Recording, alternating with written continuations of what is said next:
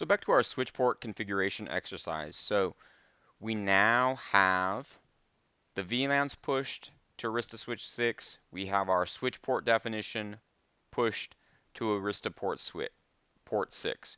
Now hopefully you could see how we could easily expand this to all 4 of the Arista switches.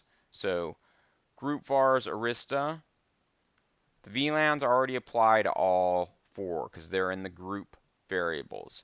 For the other 4, we would just need to, the other 3 switches, excuse me, we would need to make a PyNet switch 5, PyNet switch 7, PyNet switch 8, and then we would recreate the following. If we wanted them all be identical, we could just move that and create it in PyNet switch 5 directory, switch 7, switch 8.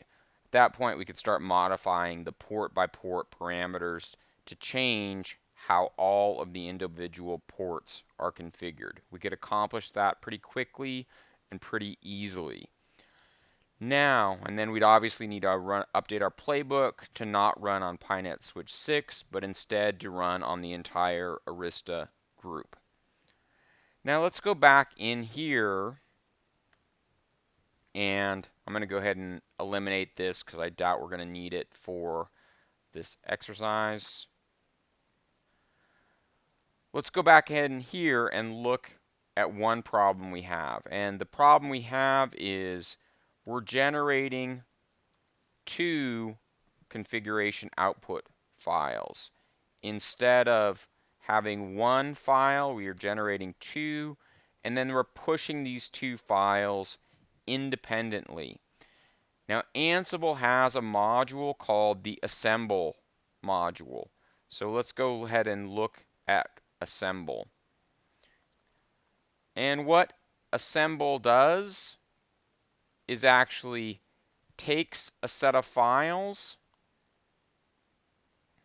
and from those fragments puts together a unified file.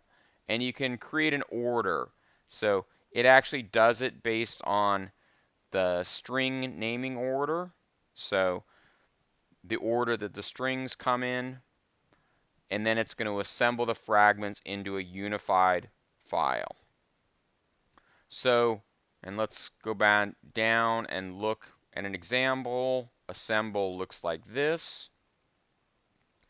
So we'll go back into our playbook. We'll go ahead down to here, and we're going to call the assemble module. Make sure I get my indentation correct. Now we're going to need to start changing some of this structure. So now our destination, I want to not be the configs directory, but I actually want it to be configs inventory hostname. So I'm going to make another subdirectory here, which is configs pynet switch 6. So I'm going to make that directory. Now at this point, I'm actually going to make a old directory. I'm going to move star.txt into old. So right now we have this blank pynet switch 6 directory. Go back into our playbook. Go in here. Now I have to repeat that process.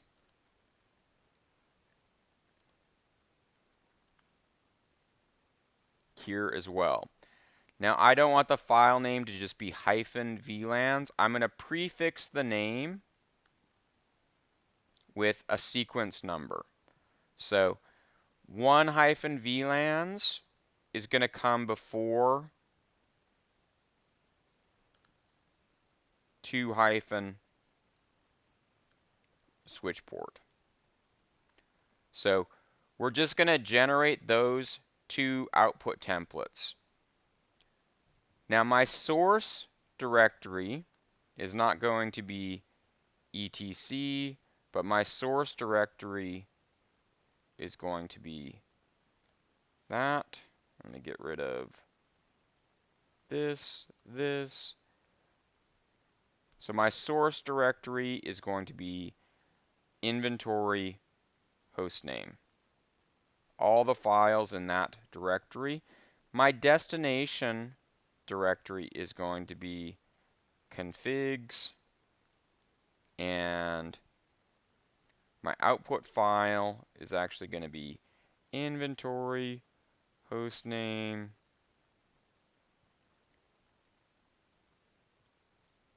.text. Okay, so let's talk about what's going to happen here. So when we do our Jinja 2 template generation, we're going to generate these files in the configs directory, inventory hostname, so in this case pinet-6, and then a sequence number and something to give them meaning. So the VLANs will become before the switch port. So our templates are just going to generated here with these names. Let's look at what that looks like when it's done. Use our gen template tag. Look at configs, our switch name. We can see we have those two files have been generated. If we look at them, or at least at one of them, we can see what we have, what we previously have. Okay, so it's just generating those files into a different directory structure. Now we go here to our assemble module.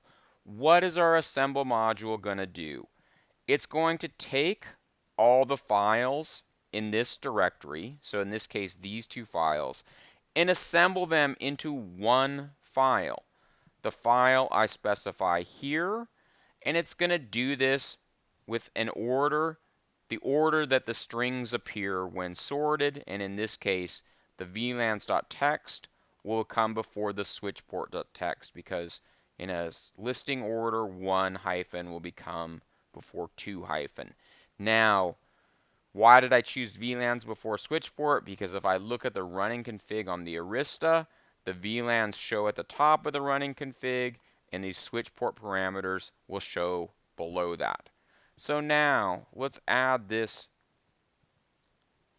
gen template to here and look at what this looks like when we execute it. Okay, so we look at our assemble. We see we now have this pinet switch6.text.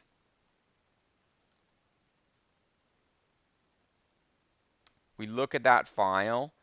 It contains both the VLAN config and the interface config all in one file. Notice this was why I wanted to put the exclamation point in front of this interface Ethernet 2 earlier on, so that there was some separation between the interface section and the VLAN section. Now we have one file. We can go back into our playbook. We can get rid of one of these pushes, update the name of our file to just be inventory hostname.text. I'll say commit changes equals false at this point, so we can just look at what the diffs are going to be. We change our name string to say install VLANs plus switchport, because we're updating both of those. Now, one nuance I want to mention before I execute this playbook is this will take all the fragments in this directory. So I would probably actually want to have a delete step in here where I actually removed all the files and I forced a regeneration of all the files that are inside this directory, because I wouldn't want files to accidentally get picked up that shouldn't be there. So that would be a step that I would definitely add, in practice. Okay, so let's run this playbook. Now at this point we're only generating a diff. So we've done our templating, we've done our assemble. Now we're doing our diff generation. Notice our diff here actually says there's nothing there, which makes sense because we already executed these changes. So at this point, we've completed the configuration push. The next step we have really is, how do we do the validation? How do we do the process of ensuring that there's no other VLANs and that there are nothing else in the switch port that we don't want to be there?